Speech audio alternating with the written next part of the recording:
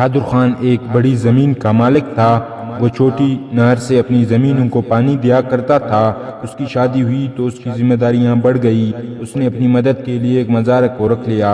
فضل جب تیار ہوئی تو اس کی حفاظت کے لیے بہادر خان اور اس کا مزرعہ رات کھیتوں میں ہی سوتے تھے۔ ایک مرتبہ اتنی بارش ہوئی کہ بہادر خان کی خشک زمین بھی سرسبز و شاداب ہو گئی۔ وہ اسے اپنی شادی کا خوش بختی تصور کرنے لگا۔ فصل پک کر تیار ہو گئی تھی۔ بہادر خان اور مزرعہ کھلیان میں رات گزارنے کے لیے رکے ہوئے تھے۔ اس کی بیوی سر شام ہی روٹی دے گئی تھی۔ تھوڑی دیر بعد بہادر خان کا دوست آ گیا اور اسے اپنے عزیز کی شادی میں چلنے کی دعوت دی۔ بہادر خان نے مزرعہ سے کہا، کھلیان کی حفاظت کرنا اور میرے جانے کے بارے میں کسی سے کچھ نہ کہنا، یوں نہ ہو کہ کسی چور کو علم ہو جائے۔ اس وقت بہادر خان کے پاس 100 روپے تھے۔ وہ اسی وقت اپنے دوست کے ساتھ اس کے گاؤں چلا گیا۔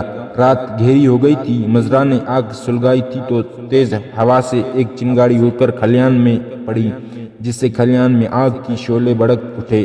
بیچارہ مزرعہ آگ بجھانے کے دوران میں خود بھی جل کر راکھ ہو گیا۔ اگلی صبح جب بہادر خان کی بیوی روٹی لائی تو یہ دیکھ کر حیران رہ گئی کہ سارا کھلیان راکھ کا ڈھیر ہو گیا ہے۔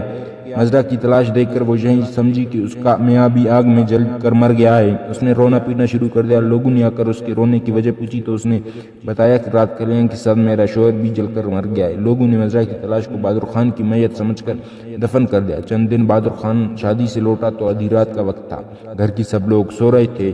جیسے ہی بیوی کی نظر اس پر پڑی، وہ سمجھی کہ میاں کے روپ میں بھوت آ گیا ہے۔ وہ ڈر کے مارے چلانے لگی۔ اس کی چیخ و پکار سے گھر کی اور آس پاس کے لوگ جمع ہو گئے اور پوچھنے لگے، کیا ہوا، کیوں چلا رہی ہو؟ بیوی نے بتایا کہ مردے کا بھوت آ گیا ہے۔ بہادر خان یہ سن کر بہت حیران ہوا کہ اسے مردہ کہا جا رہا ہے۔ وہ لوگوں سے خوفزدہ ہو کر وہاں سے بھاگا اور قبرستان جا کر دم لیا۔ اس نے سوچا، رات کا وقت یہیں گزار لوں، صبح کے وقت جاؤں گا تاکہ دن کی روشنی میں لوگ پہچان لیں۔ بہادر خان کا بھوک سے برا حال تھا۔ صبح سویرے قبرستان سے نکل کر گاؤں کی طرف روانہ ہوا۔ جس وقت وہ گاؤں پہنچا تو ایک آدمی وہاں سے گزر رہا تھا۔ بہادر خان چپکے سے اس کے پیچھے چلنے لگا اور کہا، بھائی میں بھوکا ہوں، کچھ کھانے کو دے دے۔ اس آدمی نے جب دیکھا کہ یہ بہادر خان ہے تو خوفزدہ ہوا، ایک چیخ ماری اور دم توڑ گیا۔ یہ ماجرا دیکھ کر بہادر خان ڈر کے مارے دوبارہ بھاگ کر قبرستان میں چھپ گیا۔ لوگ اتنے میں ایک آدمی کو دفنانے آ گئے۔ جب اسے سپرد خاک کر دیا تو خیرات کی کچوری بانٹنے لگے۔ ایک آدمی بولا، پہلے گن لو کتنے لوگ ہیں، پھر اسی ہی حساب سے بانٹنا۔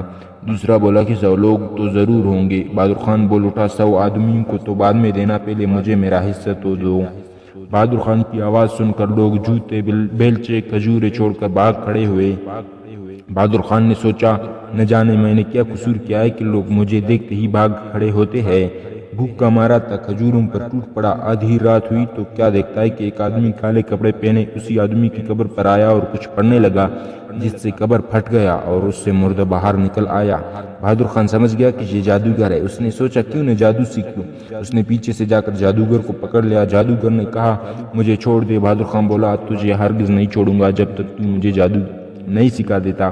جادوگر نے کہا، اچھا سکھاتا ہوں، ذرا الگ ہو کر کھڑا ہو جا۔ جادوگر نے نہ جانے کیا پڑھ کر پھونکا کہ وہ مردہ بہادر خان کے پیچھے لگ گیا۔ جادوگر خود بھاگ گیا۔ بہادر خان اس مردے کو دھکے دیتا مگر وہ مردہ اس سے جدا نہ ہوتا۔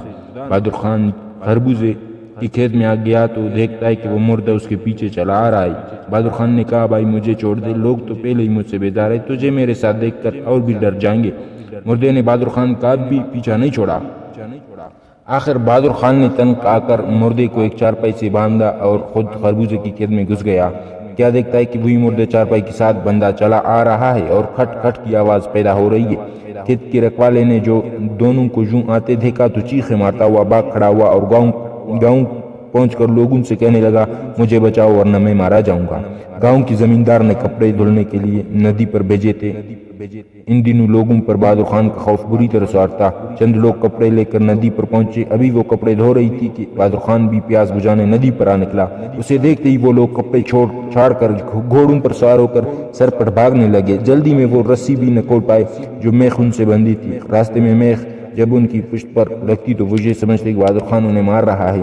آخر وہ زخمی حالت میں گاؤں پہنچے۔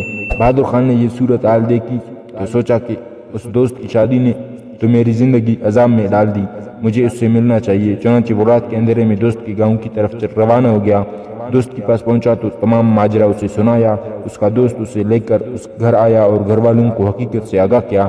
انہیں سمجھایا کہ اس رات جل کر مرنے والا بہادر خان نہیں بلکہ گھر کا ملازم تھا۔ گھر والوں نے بہادر خان کو زندہ دیکھ کر خدا کا شکر ادا کیا۔ بہادر خان کو اپنی غلطی کا احساس ہو گیا، نہ وہ بغیر بتائے گھر سے جاتا، نہ اسے یوں